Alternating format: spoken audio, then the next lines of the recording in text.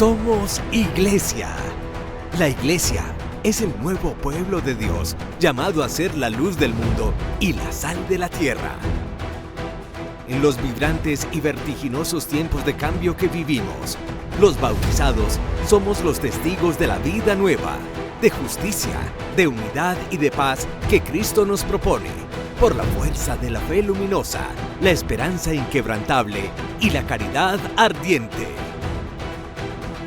La Iglesia Católica, cuerpo vivo de Cristo, nos señala la única opción por la verdad y nos presenta el ideal existencial más alto: Jesucristo, modelo de verdadera humanidad y camino seguro de salvación y de vida eterna. Tú eres Pedro, y sobre esta piedra edificaré mi iglesia, y el poder del mal no triunfará sobre ella. Somos Iglesia.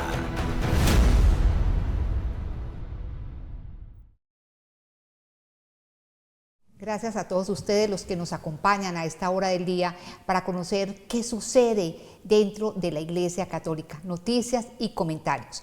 Bueno, Padre Carlos, bienvenido al programa, ¿cómo está? Pues bien, Miriam, una alegría poder compartir contigo este ser y invitarlos a todos a que difundan entre familiares y amigos que tenemos la oportunidad de profundizar sobre nuestro ser de católicos, creyentes, que la Iglesia no es simplemente una ONG mundial prestadora de servicios educativos, asistenciales, formación en valores, sino que es el cuerpo vivo de Cristo, llamados a ser, como muy bien lo decimos en el cabezote de entrada, sal de la tierra y luz del mundo. Y hoy, ¿cuánto necesita la gente del testimonio de cada uno de nosotros como bautizados? Exactamente, Padre, porque como miembros de la Iglesia Católica tenemos deberes y también tenemos derechos, y uno de esos deberes es dar a conocer la doctrina de la Iglesia Católica, los mandamientos y todo lo que necesitamos saber para caminar todos juntos a esa meta eterna, ¿no? Y evangelizar, ser misioneros, ser iglesia en salida, que ha sido el gran postulado del pontificado de Francisco, no quedarnos simplemente en salones, en sacristías, en templos. Y creo que esta propuesta que tiene Amén Comunicaciones desde hace 15 años, marzo de 2010, el día de San José, cuando nace, apostolado en los medios para una evangelización nueva, es una propuesta de iglesia en salida, llegar a muchas personas que tal vez nunca conoceremos en distintas naciones, en distintas ciudades, y que sientan la alegría de ser creyentes y sientan y tengan razones por qué creen en el Señor. Padre Carlos, un oyente de este programa, don Abraham, por allá en las Islas Canarias, en España, mandó, no sé, creo que pronto usted lo recibió, una ayudita para la evangelización a través de Amén Comunicaciones. Así como don Abraham, hay muchas personas que se acercan para ayudar a esto. Nosotros por política nunca pedimos plata. Ustedes me verán, y lo puedo decir, en mis 31 años de sacerdocio difícilmente me encontrarán pidiendo dinero. Siempre pediré oraciones, porque siento que el fuego, el alma de la evangelización no es el dinero, sino el Espíritu Santo. Y hay que pedir oración para que editores, productores, camarógrafos, diagramadores, impulsores en redes sociales, los sacerdotes, los presentadores, para que todos tengamos esa luz y ese fuego de Dios y entendamos que ser creyente no es simplemente un capricho, un negocio, dirán algunos, una tradición de los abuelos, pero que ya no está vigente, sino que ser creyente es un estilo de vida, es una opción por Jesús, y es la experiencia sobre todo de una vida nueva, que mucha gente muere en el hastío, en el cansancio, en la rutina de sus vidas, y nunca conocieron la novedad del Evangelio. Así es, Padre Carlos, que viene entonces por todas las personas que, ya sea con oraciones, ya sea con una ayuda en dinero, pues colaboran a que Amén Comunicaciones y tantas obras de comunicación en el mundo de iglesia sigan adelante, que no mueran en el intento. Bueno, Padre Carlos, ¿qué cree usted? ¿Que si hay personas que son saladas, que desde que nacen, como dicen, tienen una nube negra encima? Las abuelas decían que hay gente que nace con estrella y otros estrellados. Yo pienso que eso es discutible, pero me parece que es un tema interesante, ese es el que vas a proponer al final del programa. Así es, Padre Carlos. Al final del programa estaremos respondiendo al tema de si hay personas saladas, si hay sal para mucha gente, como lo dice también el Padre Carlos, estrella para otros, ¿no? Pero bueno, eso será al final del programa para que no se lo pierdan. Por lo pronto vamos a hablar de un hecho inédito dentro de la Iglesia Católica, el nombramiento de una mujer para dirigir un alto cargo allá en el Vaticano. El Papa Francisco ha nombrado a Sor Simona Brambilla como la nueva prefecta del dicasterio para los institutos de vida consagrada y las sociedades de la vida apostólica, un cargo de alta responsabilidad en la Curia romana. Este nombramiento representa un avance significativo en la inclusión de mujeres en roles de liderazgo dentro del Vaticano.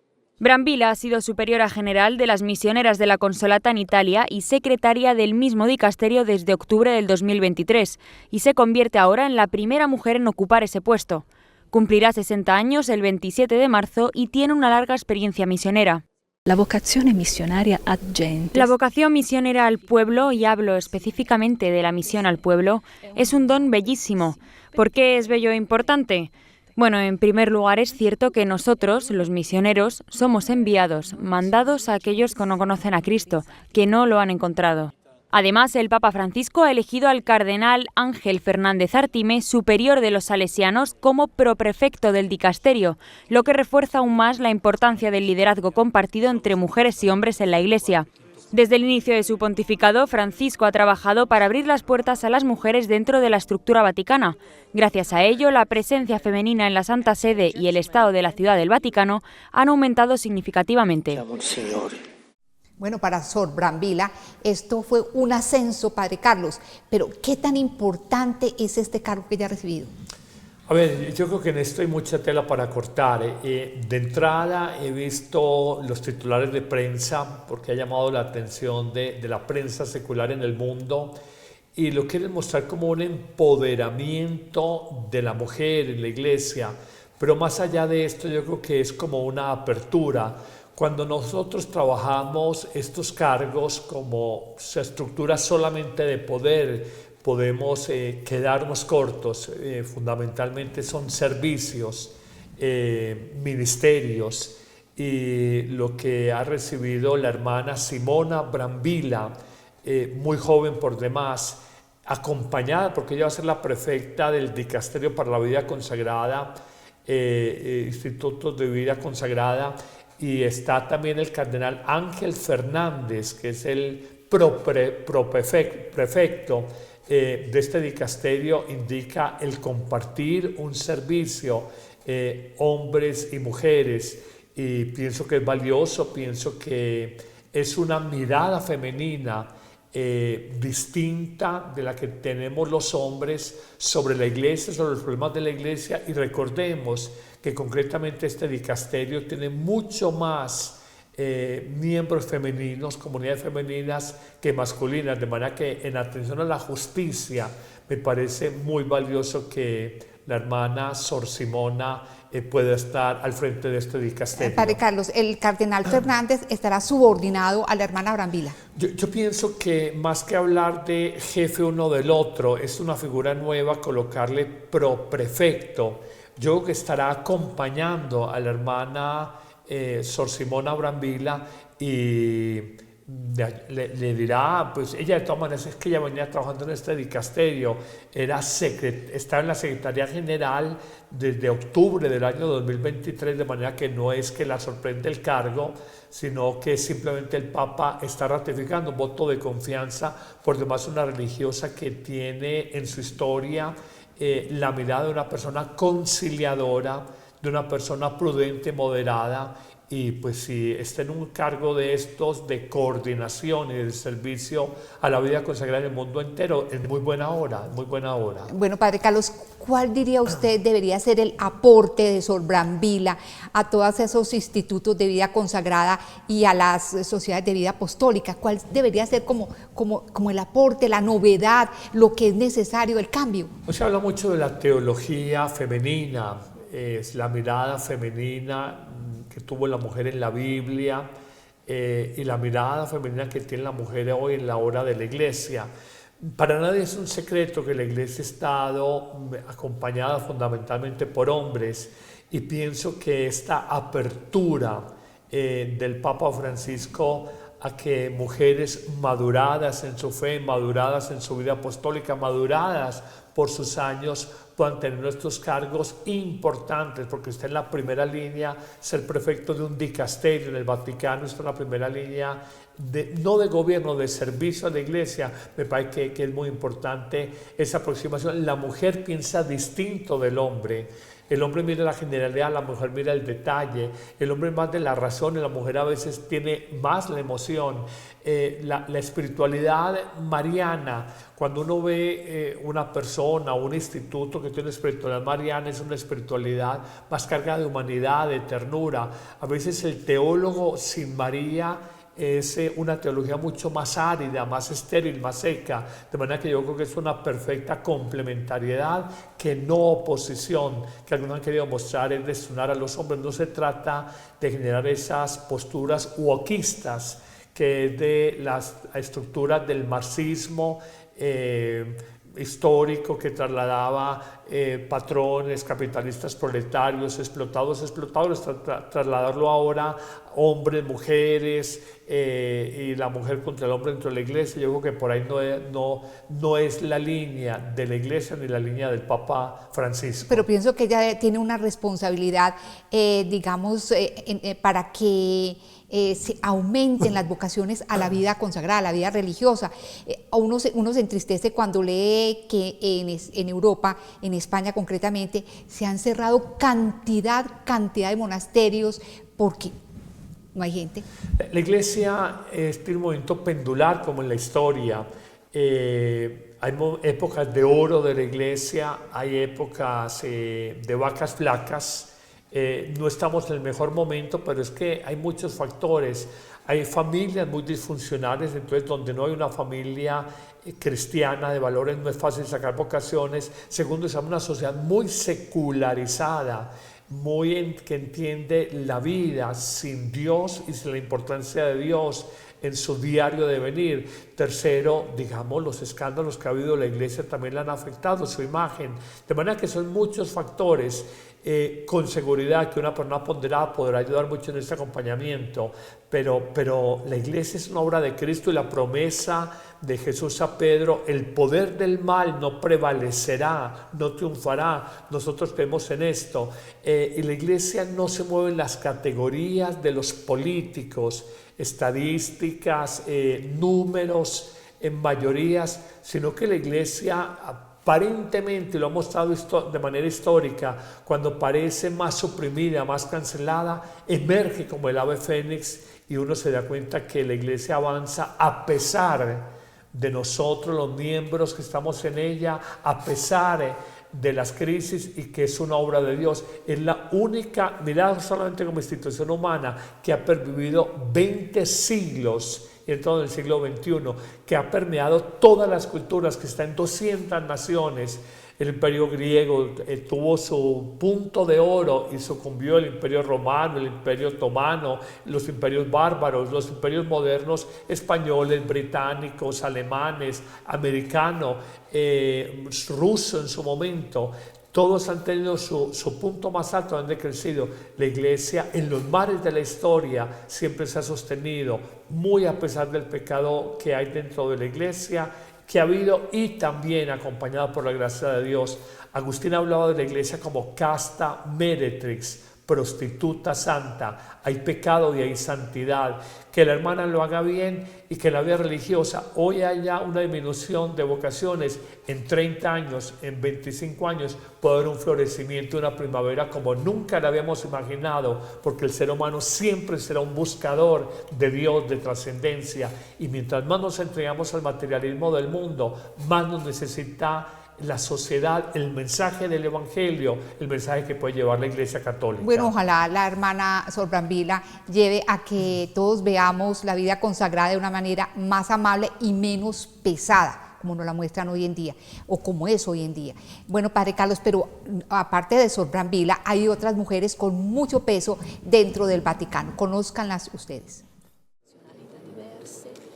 El nombramiento de Simona Brambilla como prefecto marca un antes y un después en la curia romana. Por primera vez, una mujer encabeza un dicasterio, lo que sería equivalente al puesto de ministra de un gobierno.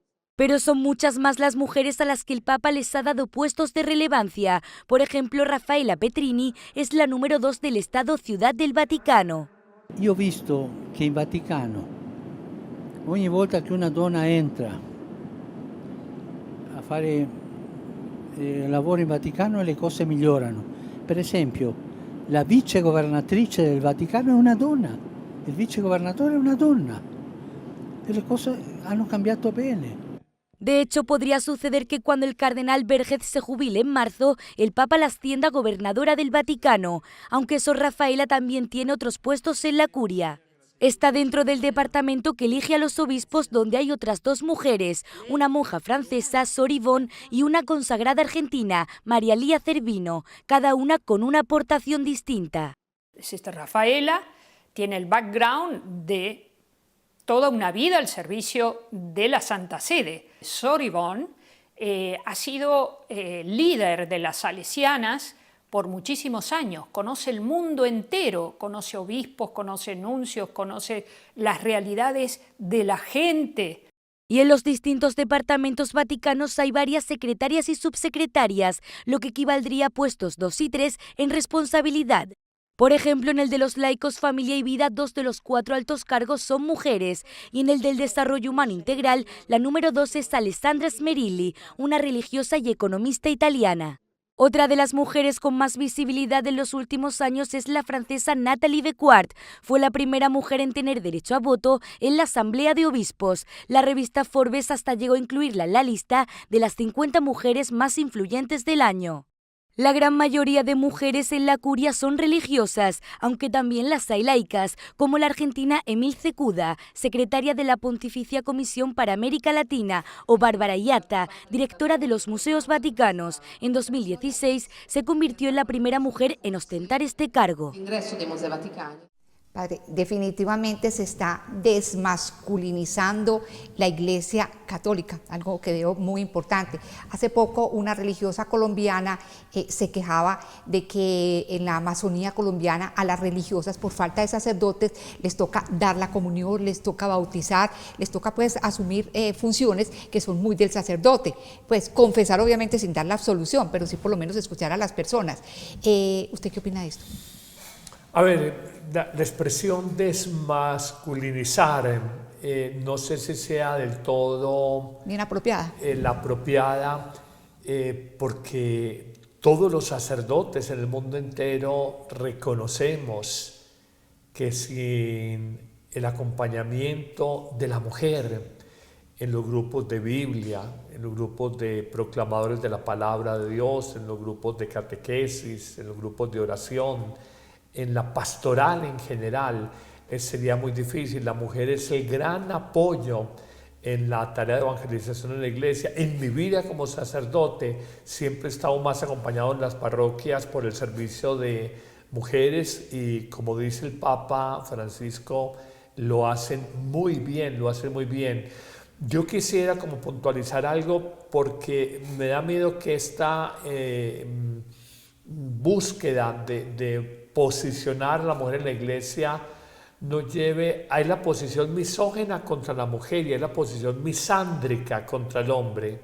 La misoginia es aversión, odio, rechazo a la mujer, y las actitudes misándricas es la aversión, el odio contra el hombre. Esto es mucho del feminismo radical. No es un feminismo de reivindicación, de exaltación de la mujer, sino un feminismo de resentimiento y confrontación con el hombre. Y en la iglesia no podemos caer en eso. La mujer siempre ha sido importante, empezando por quien nos trajo al Salvador de los hombres, es la Virgen María. Tenemos gigantes en la iglesia, escritoras, fundadoras, misioneras, santas, místicas, Hildegarda de Bingen, Santa Gertrudis, Teresa de Jesús, una mujer que yo admiro profundamente, nuestra santa colombiana, la madre Laura Montoya Upegui, de manera que hablar de que se está desmasculinizando la iglesia, no, la iglesia siempre la mujer ha sido importante, tal vez no en estos cargos del Vaticano, se está tal vez desmasculinizando el Vaticano, tal vez el Vaticano se está desmasculinizando y me parece que es una revolución silenciosa que está haciendo el Papa. Ahora, sobre lo que dijo esta religiosa en el Amazonas, yo entiendo la tarea, pero también hay un munus, hay una potestad, digamos, del ministro ordenado, en el caso concreto de la confesión o la consagración eucarística. Entonces, esa potestad, digamos, no es reemplazable. Creo que hay que apoyar todos estos esfuerzos, pero sin llegar a exabruptos de decir voy a confesar sin tener el ministerio ordenado o voy a consagrar la Eucaristía. Hay muchos acompañamientos. El ser bautizado nos da una potestad muy grande para anunciar a Jesús y para acompañar las comunidades. Y es que hay que pensar que la Virgen María estaba al lado de los apóstoles cuando el Espíritu Santo los confirmó en la misión que tenían. Y te voy a agregar algo, no solamente estaba al lado de ellos, sino que estaba animándolos, porque los apóstoles estaban un poco abatidos, desanimados, desconcertados, y es muy probable que la Virgen se hayan unificado y reunificado alrededor de la imagen de María. Benedicto XVI trae una frase muy afortunada, hablando del acta fundacional de la Iglesia, que es Pentecostés. El día de Pentecostés dice, no hay iglesia, no existe el misterio del cuerpo vivo de Cristo, la iglesia, sin Pentecostés, y no existe Pentecostés sin María. De manera que la figura de la Virgen, de la mujer, siempre ha estado presente y la hemos valorado. Estos cargos el Vaticano puede que no los haya tenido, qué bueno que ahora los tenga y el Papa está reconociendo, lo hace muy bien, pero que en la evangelización en la iglesia está la mujer siempre y con mucha más presencia, que decirlo, que el hombre. Padre Carlos, y en esos silencios que presenta el Nuevo Testamento, no sabemos qué tanto, digamos, colaboró la Virgen María en esa iglesia naciente, ¿no? En la iglesia naciente, pensemos en la Magdalena, que es la primera destinataria del gran mensaje del cristianismo, que es la muerte ha sido derrotada. Pablo dice, si la resurrección de Cristo nos hubiera dado, nuestra fe sería vacía, vana, seríamos los más desdichados, no habríamos quedado en el pecado, no habría sido perdonados, no seríamos redimidos, seríamos los seres más miserables. Magdalena, María de Magdala, es la gran apóstol de los apóstoles, la gran anunciadora a los apóstoles, le lleva ese mensaje, su fidelidad es impresionante y esa fidelidad fue premiada. Bueno, Padre Carlos, volvamos al tema fundamental o al más importante dentro de la Iglesia Católica hoy en día, que es el jubileo. Veamos cómo se ha blindado el Vaticano para proteger la seguridad de los miles y miles de peregrinos que van a pasar por esta parte del mundo durante esta gran jornada. Roma se ha blindado para el jubileo. La capital italiana ha implementado un amplio dispositivo de seguridad propio de grandes eventos como finales de partidos de fútbol, conciertos o, en este caso, el Año Santo, que traerá a millones de turistas a la ciudad eterna. Solo a pie de calle se han incorporado unos 700 agentes adicionales que ahora se suman al masivo despliegue policial y militar ya previsto, que cuenta con francotiradores, guías caninos y dispositivos especiales antiterroristas. En el Vaticano, además, se ha instalado esta zona portátil de la Policía de Roma para actuar rápido en caso de emergencia. También se han aumentado los controles para entrar en la plaza y son más estrictos. Hay que pasar mínimo por 2 de ellos. También hay sistemas antidrones, antihackeo y se está usando la tecnología avanzada con la inteligencia artificial para seguir a tiempo real los focos de congestión en la Plaza de San Pedro. Una de las máximas preocupaciones es que Roma se pueda convertir en el centro de la diana para un ataque terrorista. De ahí la alta vigilancia no solo en las inmediaciones del Vaticano, sino en toda la ciudad donde se pueda congregar mucha gente. Todo esto también después de que en Alemania un hombre embistiese un mercadillo navideño dejando 5 fallecidos y más de 200 heridos. Aunque Italia no ha declarado la alerta terrorista para este tipo de eventos, sí ha extremado las precauciones. Por ejemplo, a pocos metros de la plaza se han instalado estos pivotes para evitar este tipo de acciones por parte de los llamados lobos solitarios. Además, desde el Ministerio del Interior se ha pedido que se aumenten los controles a quienes tienen riesgo de radicalizarse. De hecho, en 2024, el Comité Antiterrorista del país expulsó a 82 extranjeros por ser altamente peligrosos. Padre, la noticia hablaba sobre los lobos solitarios. ¿Quiénes son? Los que actúan de manera independiente, personas de pronto radicalizadas desde el punto de vista ideológico, político, religioso, que a veces dejan huellas en las redes sociales, en sus redes personales y muestran una desafección a una ideología política, una desafección a la Iglesia. Nos parecen medidas muy drásticas las que presentaba este informe, pero estamos en el tiempo del terrorismo y es verdad, lo vimos recientemente como lobos solitarios utilizan un carro y es el mayor número posible de muertos o en Norteamérica, donde es la venta libre de armas, un chico a veces muy joven en una escuela indiscriminadamente a matar el mayor número de personas. Es parte del desequilibrio humano, es parte de la crisis de la posmodernidad. Algunos dicen que la acentuó más la salud mental, la afectó más el tema de la pandemia, seguramente que es así, pero venimos de un desquiciamiento que no nos habla propiamente de civilización, y todos estos temas son importantes a la hora de grandes aglomeraciones, decenas de miles de personas, tal vez centenares de miles de personas en la plaza de San Pedro y los alrededores, de manera que no faltaría quien quisiera hacerse tristemente célebre siendo un kamikaze o buscando un carro y llevarse una multitud por delante. Creo que todas estas medidas hoy en día no es simplemente teorías conspirativas o no es que estemos esquizofrénicos o locos, sino que estamos partiendo de una realidad, un mundo muy convulso el que vivimos, y se trata de que el año jubilar sea un año de gracia, de esperanza, de alegría, y no de pronto de alguna tragedia de peregrinos allá en Roma. Padre Carlos, precisamente estaba pensando en eso. La Iglesia tiene muchísimos enemigos, tristemente.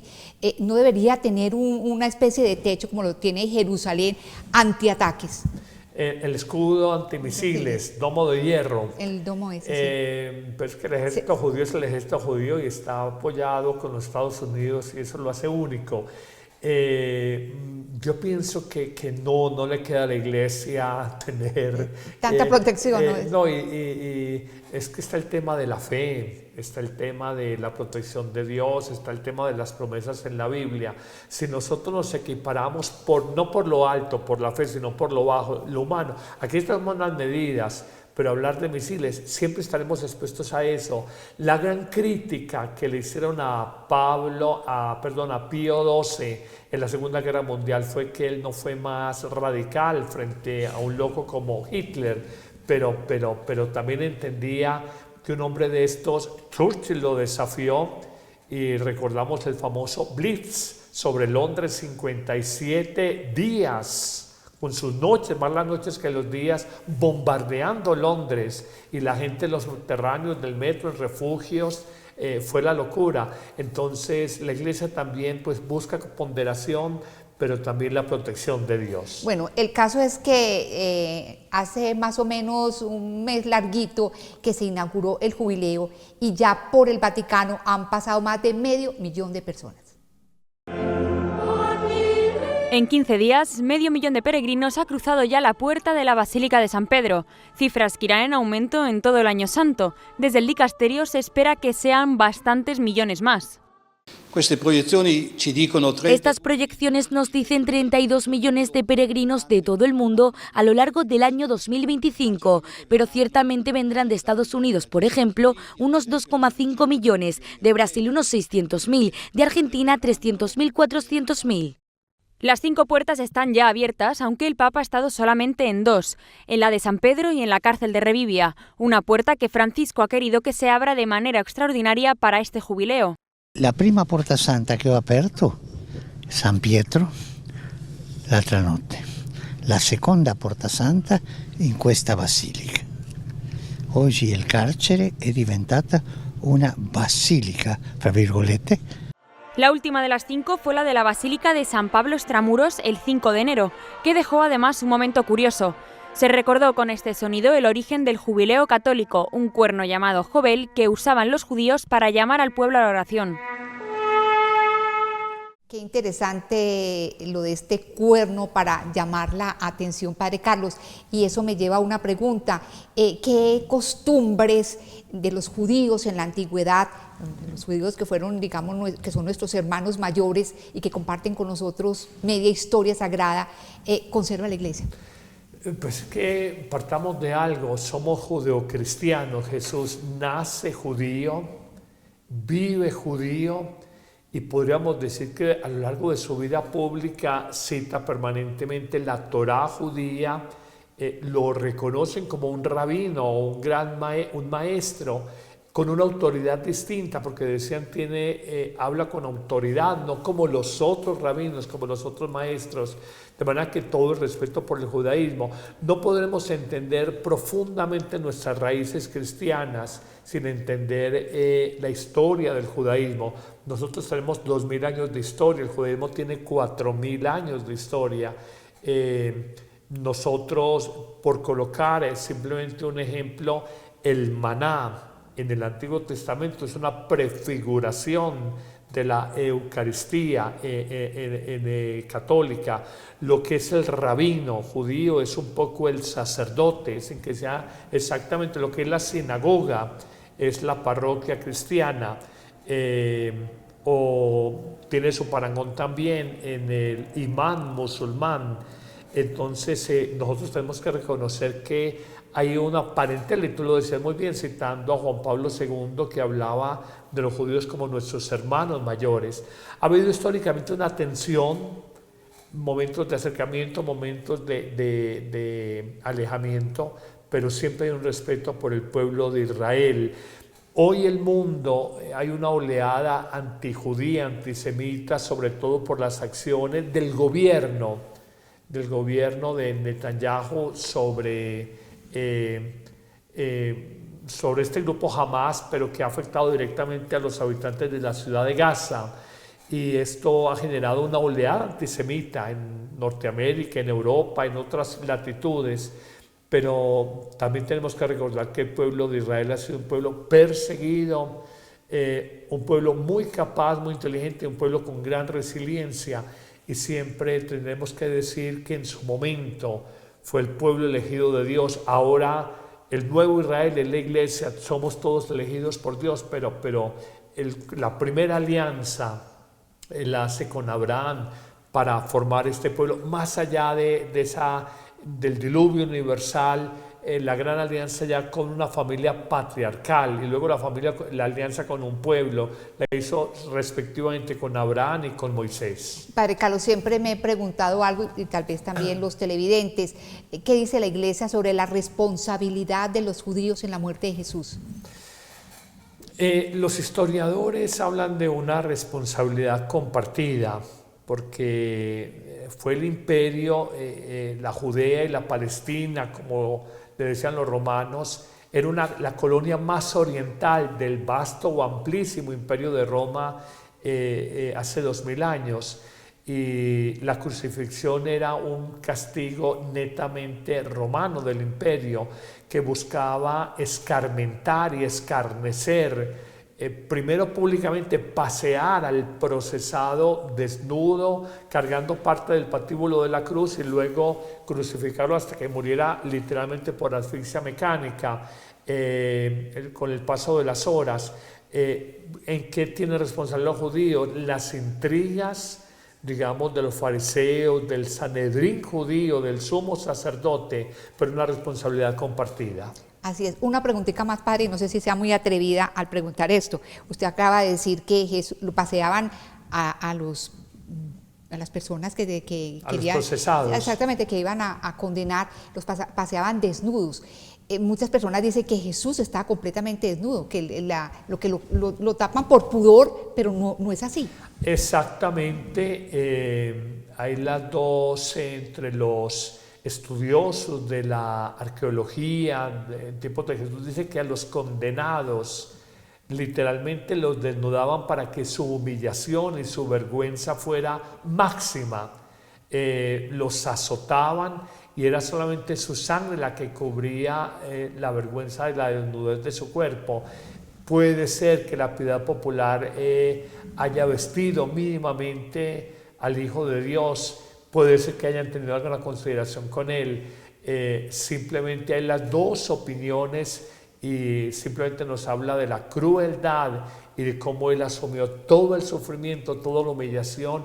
Por eso puede entender nuestro sufrimiento, el dolor de la humanidad y es capaz de redimirlo. Exacto, yo siempre he pensado, Padre, que a nosotros nos falta comprender mucho todo el peso de la cruz. Nos quedamos de pronto en cositas, pero fue algo que realmente no lo hemos dimensionado en su totalidad. Así es. Bueno, Padre Carlos, y vamos a cerrar el programa hablando de deporte, porque el Papa Francisco escribió un libro precisamente sobre esto. Para Francisco es importante el deporte, lo ha dicho en varios encuentros que van desde las grandes estrellas mundiales hasta los pequeños equipos. La Chiesa è vicina allo sport, perché crede nel gioco e nell'attività sportiva come luogo di incontro tra le persone, di formazione di valori e di fraternità. Per questo lo sport è di casa nella Chiesa, specialmente nelle scuole, negli oratori o centri giovanili. Además es forofo del fútbol, argentino y del San Lorenzo de Almagro. Para él esta disciplina va más allá de lo que pasa en un partido. También es deportividad, respeto y solidaridad. Il calcio è un gioco di squadra. Non ci si può divertire da soli. E se è vissuto così, può davvero far bene anche alla testa e al cuore in una società che esaspera il soggettivismo, cioè la centralità del proprio io, quasi come un principio assoluto. Il calcio è un gioco di squadra e questo ci fa bene a tutti. Tanti definiscono il calcio come il gioco più bello del mondo. Io penso lo stesso. Todo ese magisterio sobre el deporte está ahora en un libro que Francisco ya ha podido tener en sus manos. En las 176 páginas se encuentran las reflexiones personales y discursos del Papa a lo largo de su pontificado con un tono sencillo y directo. Más allá de los límites, el deporte, según Papa Francisco, que contiene su magisterio sobre el deporte, que es un tema bellísimo, transversal y que llega a todas las personas, que esa es la idea, y más con el jubileo a las puertas que tenemos a partir del 24 de diciembre. En los 11 capítulos, Francisco va relacionando el deporte con cuestiones como la educación, cómo puede ser un mensaje para la paz o para construir la sociedad. Publicado por Romana Editorial, el prólogo de este libro está escrito por Carlo Ancelotti, entrenador del Real Madrid. Padre, yo de deportes realmente no sé nada, pero me llama la atención que el Papa diga que el fútbol es el deporte más hermoso del mundo. ¿Por qué? Pues yo creo que él daba una explicación muy bella y todos los deportes que son en equipo te llevan a pensar no en el yo personal, el individualismo, el protagonismo, sino a trabajar para un equipo y un propósito, la fraternidad, la alegría, la formación en valores, disciplina, responsabilidad, exigencia personal. Creo que un deportista, el deporte es una escuela para la vida y difícilmente un joven deportista, un joven artista va a empuñar un arma o va a caer en el mundo de las drogas porque estas dos dimensiones de la vida, el deporte y el arte, recordemos en Medellín las escuelas de música popular y orquestas y bandas, a cuántos jóvenes rescataron de la violencia de actores armados en nuestra ciudad de Medellín. De manera que no, yo estoy completamente de acuerdo, es una salvación el deporte y el arte para muchos jóvenes de fantasmas como la droga, la depresión, el sinsentido y la crisis de la vida. Padre Carlos, ¿y sabe usted quién inventó el fútbol? No, hasta allá no me llega el conocimiento, no. Tengo entendido que los ingleses, otros dicen que fueron indígenas en Paraguay. Guaraníes. Guaraníes, pero es lo que oigo como teorías, pero no conozco profundamente. No, los jesuitas dicen que fueron los indígenas guaraníes en esas misiones que ellos tenían precisamente en el Paraguay. Uruguay o Paraguay. Paraguay, cierto, sí. Bueno, padre, muchísimas gracias, muy amable por su colaboración y asesoría. En todo esto vamos a pasar ahora a la sección que a ustedes también les interesa, sobre el padre Carlos responde el tema concreto de si hay personas que están saladas. Y vamos a iniciar con la primera pregunta, padre Carlos. Invertí en un negocio y no veo aún los resultados. Mi esposo lleva meses intentando conseguir un trabajo bien pagado. No tengo dinero para pagar mis gastos del mes, tengo 2 hijos enfermos, el carro dañado. Es decir, padre, estoy pasando por una mala racha. La gente se burla de mí, dicen que estoy salado y yo me pregunto, ¿es normal que a uno le lleguen tantas tristezas y calamidades al mismo tiempo? A veces sí, todas se juntan. Las abuelas decían esta expresión, se nos vino el Cristo de espaldas. Tú recordarás, se me juntaron todas en lo económico, que el divorcio, que un hijo en la cárcel, que el otro desempleado. La vida es eso, Miriam. También decían las abuelas que unas son de cal y otras son de arena, hablando de las viejas casonas, y la arena se puede manejar mal, la cal va comiendo la mano, la piel de la mano.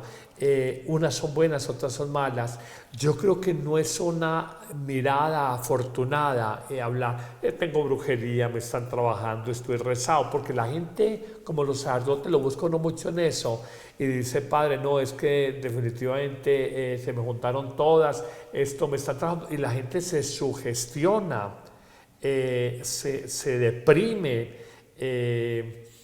Hay fenómenos estudiados ahora de la psicología, las parálisis del sueño, parasomnias, y en esas fases de parasomnias a veces hay experiencias de alucinación. Entonces la gente dice, padre, hay brujas en la casa o hay duendes, padre, me están dando trabajos, y simplemente la iglesia con sabiduría nos ha enseñado, no busquemos una causa sobrenatural o una explicación sobrenatural, sin antes a un fenómeno buscar la causalidad natural o las explicaciones desde la ley natural.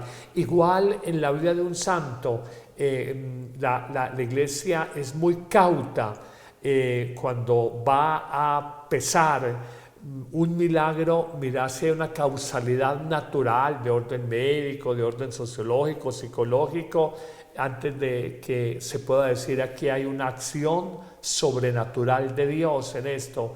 Y yo invito a que la gente no se deje llevar de esto es brujería, esto es rezado, esto es un trabajo, y tú vas donde una persona de estas que ya decíamos en otros programas que son verdaderos negociantes y culebreros porque tienen qué lengua tan brava, y es que lo que le están haciendo a usted es muy delicado, es que esto es muy grave. No, la persona sale deprimidísima, pero le están preparando para esquilmarla, para ordeñarla, para sacarle dinero. Padre Carlos, y eso nos ha pasado a todos, es decir, unas épocas, no sé, raras de vacas flacas, no sé, que es una cosa tras otra que de pronto uno no se explica por qué, y no son agradables, sino cosas de pronto hasta de lamentar. Usted particularmente pasó por una temporada donde yo pienso que fue vacas flacas, ¿o no? Todos las hemos tenido, pero en las vacas gordas vivamos agradeciendo a Dios. En épocas de vacas flacas vivamos de las promesas de Dios. Para nadie es un secreto que José en el Antiguo Testamento, que tenía la capacidad de leer sueños, fue instrumento de Dios para ser escogido por el faraón y luego alimentar a su pueblo en una época de hambruna. Lo mismo en la época del profeta Elías, que hubo una sequía de 3 años y medio, de manera que época de vacas gordas y flacas siempre han existido, de manera grupal en una comunidad y de manera particular en la vida personal. Padre, yo pienso que la sal depende mucho de uno, Padre Carlos, así como hay un salmo que dice que al hombre justo como un escudo lo rodea el favor del Señor. A las personas, por ejemplo, cuando son envidiosas, a las personas cuando tienen resentimientos con alguien, a las personas cuando tienen, de verdad, cuando están mal espiritualmente, interiormente, no es nada raro que los acompañe lo que decimos sal.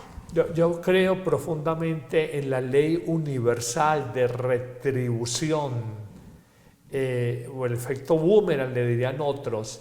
La maldad que uno haga se le devuelve, la bondad que uno haga se le devuelve. La Biblia dice de una manera muy bella: quien siembra tacañamente, tacañamente va a cosechar. Quien siembra generosamente, generosamente va a cosechar. Así es, Padre Carlos. Bueno, pasemos a la segunda pregunta. Tuve una juventud muy feliz, la disfruté mucho, pero desde que me casé, el Cristo se me puso de espaldas. Tengo tan mala fortuna que no sé cómo salir de esto y ya no quiero vivir. Pues como dicen por ahí, al que está desnudo le llega todo menos ropa. Sí. Yo los invito a algo, lo compartimos aquí en los retiros en Montemaría.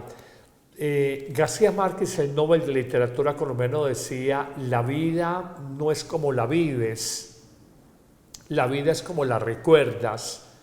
La palabra recordar significa volver a pasar por el corazón, volver a pasar, cor cordis, corazón, volver a pasar por el corazón.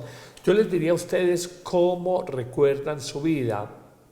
Uno puede tener una narrativa, una forma de contar su historia de una manera pesimista, trágica. Entonces dice: padre, mi vida ha sido una tragedia.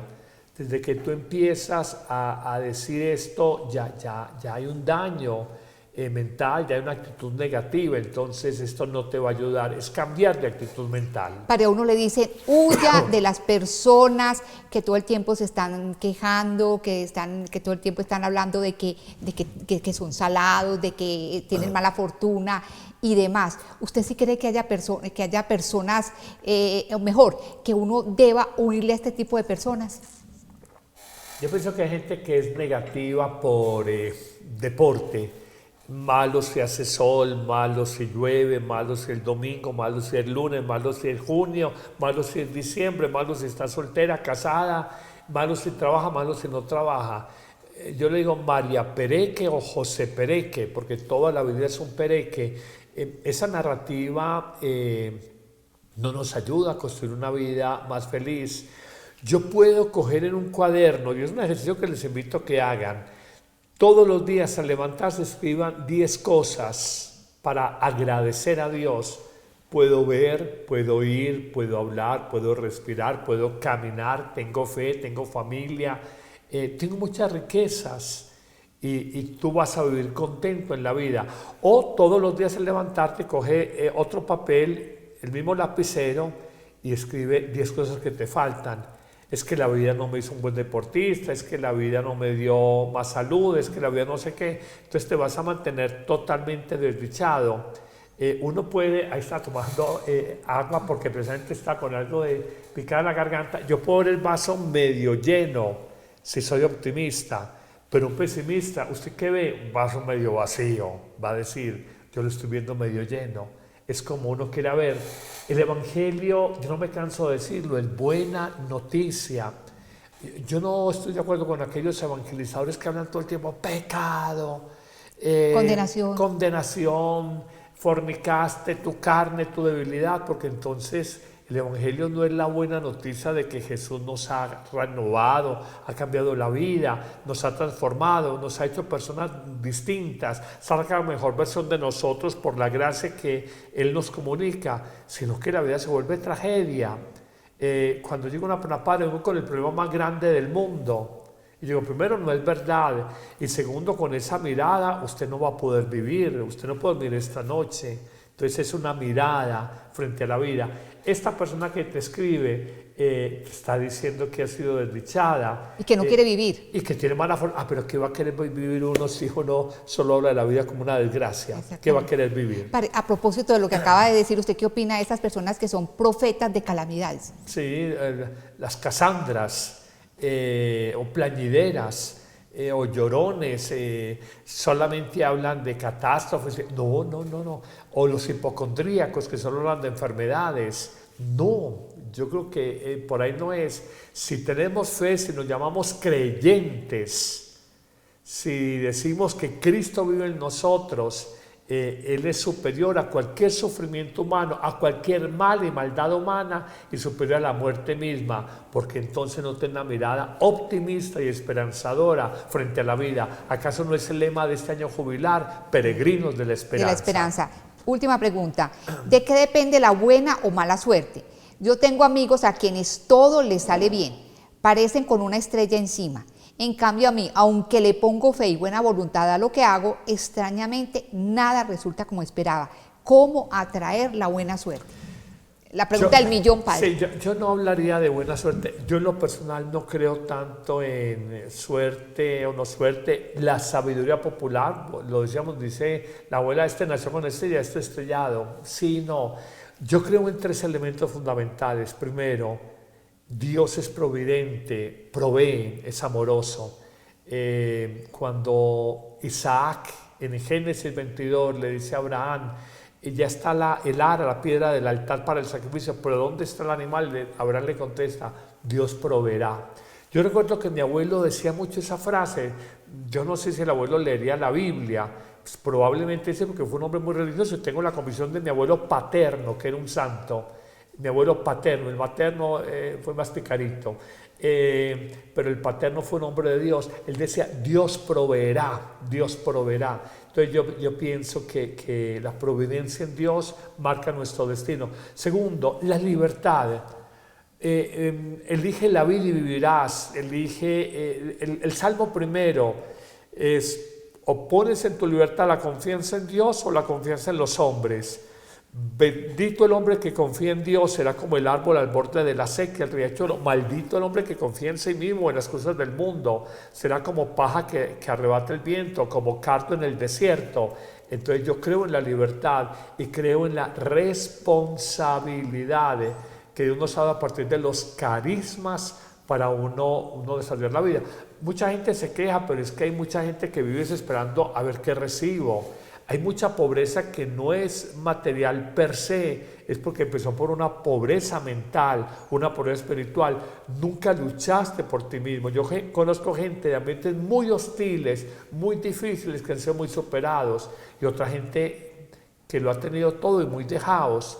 Entonces es la responsabilidad frente a los dones que Dios nos ha dado, la libertad y la providencia en Dios. Bueno, última pregunta, padre. Hay muchas personas que ponen su fe en que van a tener buena suerte en cosas. Entonces, son de las que llevan dizque en el bolso $1 doblado no sé cómo, que se tienen que bañar en azúcar y cosas por el estilo. Una cantidad. Inclusive ahorita a final de año veíamos que hay que tener en la mano no sé cuántas lentejas, una cantidad de cosas que yo ni sabía. ¿Usted qué opina de eso? No, eso bobadas, ¿o qué? Una ridiculez. El cuco amarillo para la buena suerte y tiene que ser regalado, darle la vuelta a la manzana con la maleta, las uvas, las 12 uvas, la papa pelada, sin pelar y a medio pelar, entonces se saca debajo de la cama. No, por Dios. Y en las bodas, padre, que hay que llevar no sé qué, una prenda usada, que una prenda nueva, que no sé qué. No. Miren, en la historia humana hay estadios en la experiencia religiosa. Está el estadio mítico, que es simplemente mitificar el sol, mitificar la luna, mitificar la madre tierra. Hoy queremos volver a eso. Ciertas tendencias religiosas, hablar de la Pachamama, la madre naturaleza, y una adoración, no es respeto, es una adoración por la naturaleza, los bosques, las energías, no sé qué. Yo pienso que volver a un estadio mítico, mitificar la realidad natural y darle un poder divino. Yo creo que ahí no es. La experiencia de la fe madura nos lleva a una conciencia de un amor salvador, de un amor personal, de un amor transformante que nos hace personas distintas. O evolucionamos en nuestra fe o involucionamos hacia atrás. Y cuando tú caes en todas estas prácticas que hoy se popularizan a veces en medios de comunicación, en redes sociales, estamos volviendo atrás, regresando atrás en un estadio superior de religión, una relación personal, profunda, amorosa, transformante, renovadora comunicadora de una vida nueva, no, nos quedamos en mitificar la naturaleza, los bosques, no sé qué, respeto las religiones ancestrales, pero no las endiosemos. Yo creo que ahí cometemos errores cuando endiosamos tradiciones ancestrales, respetémoslas, valorémoslas, pero no las endiosemos. En la Amazonía hay muchas cosas, los nativos de la gran Amazonía sudamericana, para valorar, pero no endiosar. Bueno, Padre Carlos, hay muchas preguntas que surgen sobre el tema, pero seguramente más tarde volveremos sobre esto. Por lo pronto, de nuevo, mil gracias a todos ustedes que nos han acompañado y gracias también a todo el equipo de Ron Reports y a Amén Comunicaciones. Que tengan un resto de día muy feliz. El Señor los bendiga a todos.